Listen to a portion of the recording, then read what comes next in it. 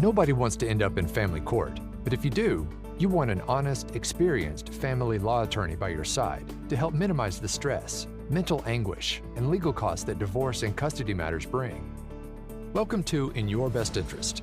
Texas divorce attorney and entrepreneur Justin Sisemore of the Sisemore Law Firm, entrepreneur Andrea Jones, freelance writer Mary Maloney, and guests share insight on what to expect and how to handle family law matters, the changing landscape of family law, and living the entrepreneur's life. Now, on to the show. Back in 2015, hackers released a treasure trove of user data from Ashley Madison, a website that enables extramarital affairs. Recently, Netflix released a 3-part documentary on the data leak and the fallout that ensued.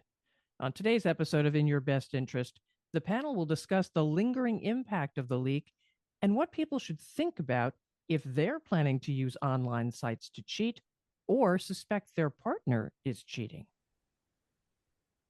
Thanks for joining us for this installment of In Your Best Interest. I'm Mary Maloney, and today, attorney Justin Sisemore, entrepreneur Andrea Jones, and I will discuss the aftermath of the Ashley Madison data breach, which has come to light again with that documentary just coming out. And we want to talk about the lessons people can learn from that debacle. So, Justin, you were practicing law when that all happened, when the data breach occurred. How did the breach affect your practice and then the local community here on DFW? Well, Mary, I want to start by saying this is not an education on going online on how to cheat on your spouse. So that intro is beautiful, but we don't do that here. So with respect to Ashley Madison, so I probably had 4 to 8 at the most interactions with clients that were either on the site or, we were defending or prosecuting people that were, I say prosecuting, we were going against somebody that was on the site. So defending, let's call it 3, and moving towards divorce for about 5. Okay. And the significance of Ashley Madison goes back to what I believe as a whole, which is, if you do the right thing and you're forthcoming with information and you're honest to your spouse, regardless of if you're getting a divorce, especially, if you have kids, it's just imperative because, these things have a way to catch up with you, right? And, I don't know how hackers decided to do this, but it's a pretty awesome thing when you think about the moral hackers out there. I mean, when I say awesome, I mean it's a good thing. It's a big thing, and you just never know if it's your aunt, your friend that you have a bad relationship with, who's going to rat you out for your shortcomings in your moral compass, right? And everybody makes mistakes, but what Ashley Madison has done or has proven is that that man upstairs that's watching down on us, if he wants to blow up the door on something that's not necessarily the greatest thing in the world, regardless of what your religious beliefs are, it's going to get exposed. Some people call it karma. I call it Jesus. Whatever you call it is what you call it. But those things have a tendency to catch up with you. And in the world of Ashley Madison, the fear of and living, it's kind of like when you don't pay your taxes and you don't file your returns, just the angst that you live with of, am I going to get caught? Is this going to be a problem? Is my wife going to find out? Is my husband going to find out? That in and of itself is punishment enough. And I saw that firsthand with my clients who were on the site, who may have already answered interrogatories under oath, under the penalty of perjury, that they did not commit an extramarital affair, and then all of a sudden they've got hacked, and the hacking shows not only that they were on the site, they dug deeper in discovery and found out who they were communicating with, what their numbers were. And all of a sudden that testimony that they've given under oath under the penalty of perjury now has some backup information, which in our world, a lot of the business is he said, she said. So Ashley Madison was actually the aha gotcha moment, right? And if you're a really crafty attorney, as there are many of us, that you'll do the buildup. Like, that's kind of the fun stuff we get to do every once in a while. It's like, hey, you said here you didn't commit adultery, right? Yes. And you stand behind that statement 100%. True? Yes. And you would never lie under oath. No. And you just on, and you can just see the sweat starting to build on their brow because they know, or they should know, you got them red-handed in a situation when it just keeps lingering. And I call that hey, if you're going to make my client spend a bunch of money and you won't make a deal that's reasonable, they're going to get a show, right? And that's the showpiece. That Ashley Madison thing was the showpiece, that we were able to, really, really kind of right some wrongs too. It's like, man, you feel like, you're not a good person because your husband is not affectionate to you, and you internalize it. And all this time, the reality was they're just a turd, right? It's not you. Some people are just turds. And in that situation, it was healing to some people to know that, like, they weren't a bad mom, or they weren't bad at business, or they weren't bad at, being a wife. Their spouse was just a freaking turd. And I know that sounds uneducated, and find another word, lawyer, but that's just the reality of it. And I think when you get into a situation where, you have websites or social media that enable people to commit moral wrongs, you're gonna have people that take the high road. You're gonna have people take the low road. And for the most part in our business, people that take the low road, they try to hide assets, they hide affairs, they lie, they cheat, they steal. They don't land on their feet. And yeah, the FBI would tell you, we don't know when we're going to catch you, but there's a real good chance you're going to get caught. And living that life is just, I mean, I think the documentary did a great job of exposing what that looked like for people. Yeah, there's some pretty sad outcomes there in that documentary for sure. So, on the topic of lessons learned, I think one is that blindly trusting a website that enables affairs is really not a very good idea, is it? Duh. So, okay. So, for those listeners who are thinking about cheating on their spouse, what other words of advice can you share? Well, I think if you're gonna, first of all, I'm not in a position as a human being to judge other people. I may say that, and sometimes I actually do judge them. I try not to, but I do judge them. I think that when you use the word cheating, I think that's the word that identifies that it ain't good. I see people that, well, we want to I had a consult yesterday. It's so funny. Whenever these topics come up, like I had this yesterday, but I really did have this consult yesterday where, I didn't even know what this term is, but it's called a hot wife. I didn't even know what that is. And I'm pretty slick on the streets with words, but husband wanted wife to be a hot wife. And I'm like, well, cool. He just wants you to be beautiful. And no, that's not what it means. It's an open-ended relationship. Right.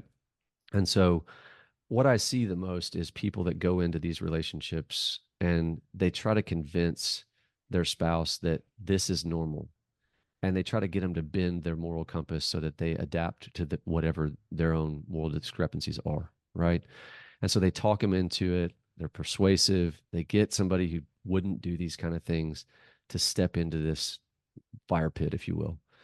And it's hard to retract back from that. And so what I see on these sites where people are sharing information, they're trolling people, they're DMing them, is it comes back in some way. I mean, we've talked before on these podcasts.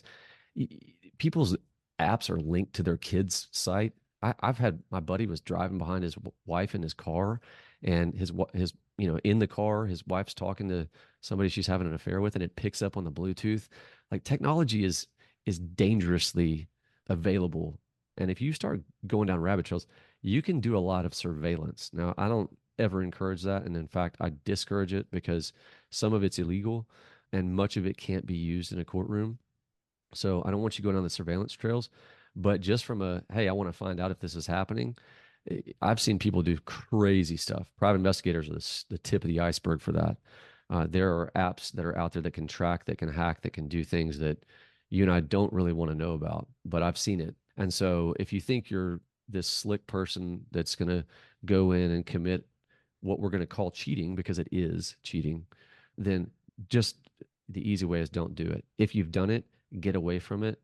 Talk to whoever you need to, counselors, pastors, to get it out there. Because with Ashley Madison, these things were freaking years. Some of these people were on these things years ago, right? And they may have had like a fallout with their spouse, but that you can't put that lightning back in a bottle.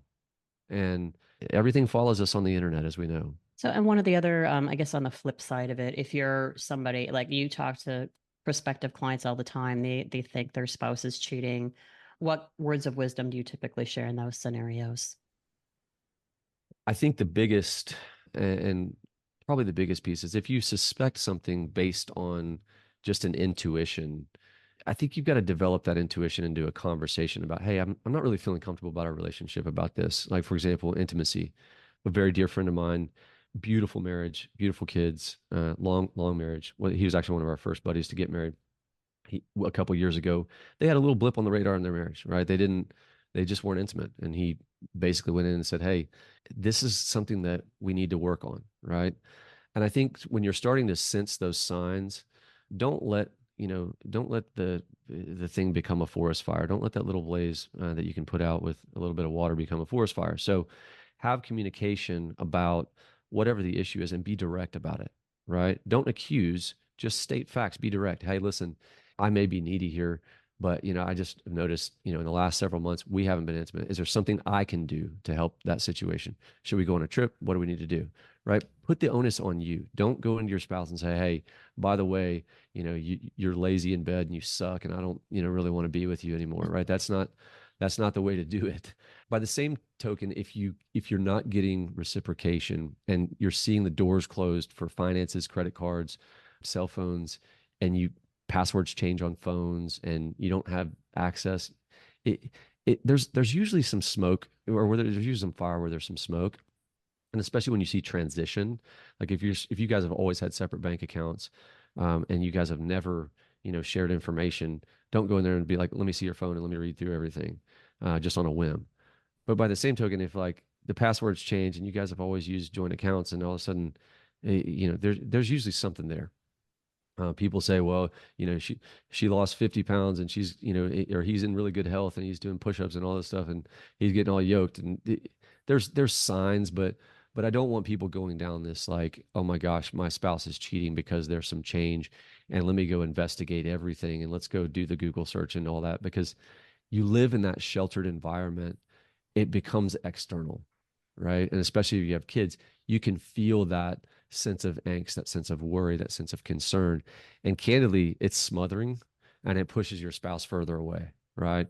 I saw that with a very close friend of mine, for a period of time. He was trying to do the right thing in after the affair that occurred, but for a very brief period of time, because of emotion, it was very smothering. And it was almost like, dude, it's kind of gross. You need to back up a little bit, because even though she's the bad actor, you're just kind of looking weird here, right? And that's going to push her away if you really want to heal this. And I understand the difficulties in doing that, but just don't smother, don't hover, don't be Inspector Gadget at every turn. Have good communication, but keep your eyes open. I mean, don't be oblivious to this, especially if you don't have a job or a career and you're getting into your 50s and 60s. We're not spring chickens anymore, right? We don't get to live forever, and we certainly can't work forever. And when you've got limited resources on your side and not a lot of equity in an estate, it can really hit you hard if they just decide to close that door and chapter in your life. So just eyes wide open. And Andrea, I know you hear from a lot of clients, would love your perspective on this as well. What people ask you when they call in, and yeah, it's sometimes when I talk to clients, it feels like you're being a counselor, and I'm not a counselor, but I've been through a divorce where cheating was involved, and it is heartbreaking. But what Justin said, you got to follow your gut. I mean, follow your gut, and normally your gut is right. So if you feel something is off, or talk to other people and find out, or does your husband show you his credit card statements or whatever, you have spending money and then all of a sudden all the credit cards are shut down. I mean, there's normally, like you said, there's smoke, there's a fire. Be smart and start getting some information without becoming the white light in your face and interrogating. And trust is the trust is the basis of everything. And if the trust is lost, then it's very hard to gain that back. I mean, I've seen this for myself. Once the trust is broken, and I think for advice for those who want to do it, this might sound good on a whim to do this, but if you break that trust, it can sometimes never been rebuilt, and then your marriage is over, and that's it. And then the grass is not greener on the other side, because when you think back to the beginning of your marriage, how great it was there, the affair is the beginning, the honeymoon phase of your marriage. So it's that you can't compare apples and pears. Sounds exciting, but it normally, and it can, the cost, you have kids involved, think about all that stuff. And I think nowadays people feel they do the Ashley Madison thing and they can't get divorced because don't have the finances, don't want to address the hard topics and have a conversation and share what they need, share what your needs are in a marriage, and in a good conversation. And if your needs are not met, then that still doesn't mean that you need to walk. I mean, there's work on it. Again, the grass is not green on the other side. That's what a lot of people think, and it's exciting, but it's not. Is it going to be exciting with that person 5 years from now? I doubt it. Yeah, that's a great point Andrea just brought up. Like, some people get stuck in marriage because they've got kids that are graduating next year. They don't want to disrupt, or financially or whatever. You can be unstuck and stuck at the same time. And what I mean by that is regain your sense of self-worth and independence. Establish the boundaries. Don't need that gratification from the other individual to make you who you are.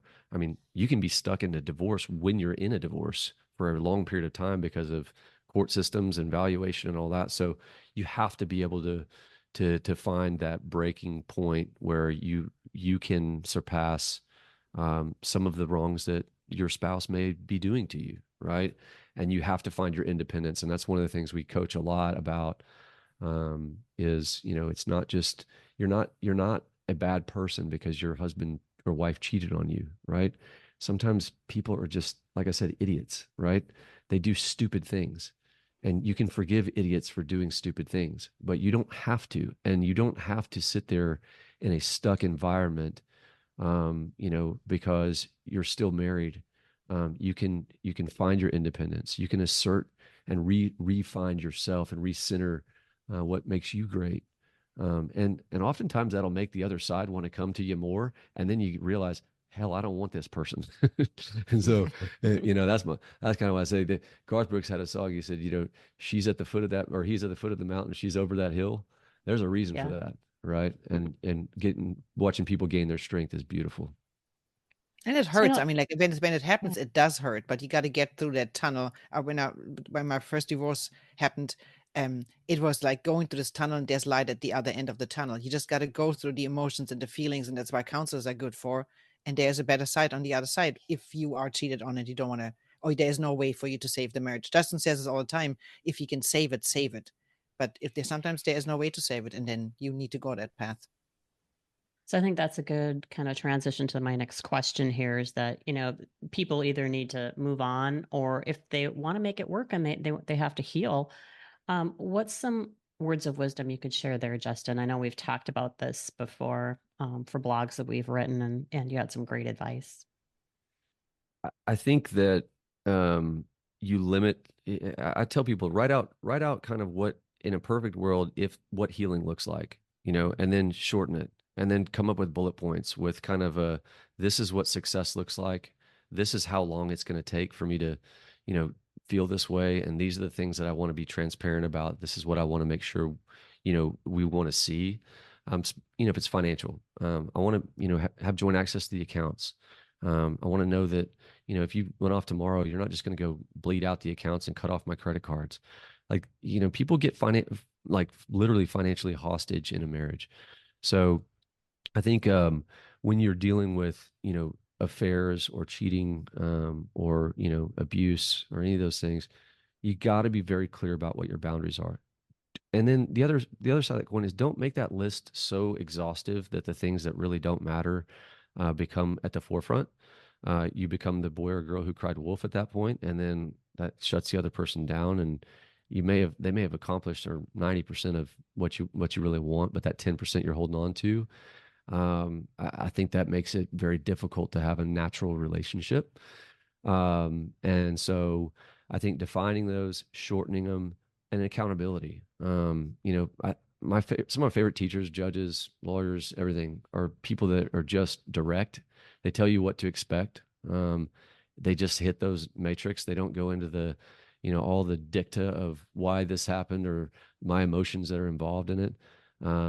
And you just state facts and, like, hey man, like, let's have a relationship. Let's put this aside. But here's the yeses and nos. Here's the checkpoints, and we got to do these things, right? If it's you're not going on, work trips, and traveling with these people because you cheated on me with somebody on your work trip. Well, you got to respect that boundary, right? And then the biggest piece too is like when you go into the marriage, if you have this opportunity, when you go into this marriage, really identify what your core values, and I do understand they can change, but what your core values are, and discuss those. Discuss what it's going to look like if you have to travel for work, what finances look like, whether you're both going to work, whether you're going to, how you're going to invest. Really have those conversations. You may argue a little bit in the beginning of your marriage, and certainly, in these conversations before you get married, but that's okay. When you push through that, I always joke with her mom, like literally like 2 weeks after we get married, she calls me and says, "What's your social security number?" And I was like, "What?" So, some of these conversations are kind of uncomfortable, but she was trying to help us with life insurance. And I'm like, "Why are you already asking me about freaking life insurance? What are you gonna off me? And I just got married and, all this stuff." But the reality is she's trying to help. We all hear the horror stories. Well, 60% of marriages, 50% of marriages end in divorce. And, it's natural to go there. But the reality is the other 50%, a lot of those marriages are beautiful, right? You are one. You become a familial unit that enables you to succeed, diversifies your ability to go and do things in business and in life as a mother, as a father, as a business person. So I just I'm a big proponent of marriage. I think it's the most beautiful thing God has given us. I do think that when someone does some certain things in a marriage, adultery, for example, I don't know that I could be just like Susie Q or John that forgives for that. I don't know that I could do that. But also don't want to project for people, right? Certain people forgive for all kinds of things, and I've been forgiven for all kinds of things. So, if that's something you want to do, let's figure out a path to do that, and have those conversations. And it never hurts. I love these prenup calls that I'm getting now on the consulting side. A lot of times I'm steering away from prenups. I'm like, look, dude, you don't have anything. Okay, y'all are building a life together. Why are we going to go do a $5,000 or $10,000 document to go protect nothing? That's stupid, right? And sometimes just hearing that from a person that gets paid that money to do that is helpful. But I also help people in consults going into the marriage, like, hey, usually they're in the prenup calls, but hey, this is what we're arguing about. And I'll just arm them with things from, 12, 13-year marriage that have worked for me and worked for thousands of clients who got back together, who rehabilitated. We've rehabilitated the process. So we're not just like, I feel like we're pigeonholed as a divorce attorney firm. And I'm kind of embarrassed to say that, especially on trips. What do you do for a living? I'm a divorce attorney. And then the wife's like, oh, get away. I do think we do a lot of good in helping people navigate through tough situations like that. And so that's why they call it family law, I guess. That's right. So any final thoughts today on this topic of Ashley Madison and extramarital affairs? And just don't do it. You risk too much. Like, there's no guarantee that you can save the marriage. Just don't do it. I mean, fix your marriage first before you think about going someplace else. Like I said earlier, grass is not greener on the other side. And is it worth risking a beautiful marriage you might have? Or it was beautiful and just went sideways. Life happens. Just don't do it. Any affair, whether it's Ashley Madison or anywhere else, just don't do it. Fix your marriage. Think about those hackers too, real quick. I like, that was the coolest thing about the documentary. I was like, whether you call them crusaders or whatever, they didn't get paid to my knowledge. And it's like, man, there's people out there that are just nosy and B, protecting it. I mean, if you want to go down on some rabbit trails, go down some of the divorce court, judges, all there are all kinds of people out there that have inordinate amount of time. Just, if you doubt that, go to your neighborhood association board meeting. They will complain about everything under the sun, and they all feel like they're on this crusade to protect. And so you can't hide this stuff. I mean, we've all had the experience where you roll up into a restaurant, you see somebody, or they click the talk button on their phone or whatever. It's like, I don't know how you're going to get caught, but you're going to get caught, and living in that fear is not a way to do it.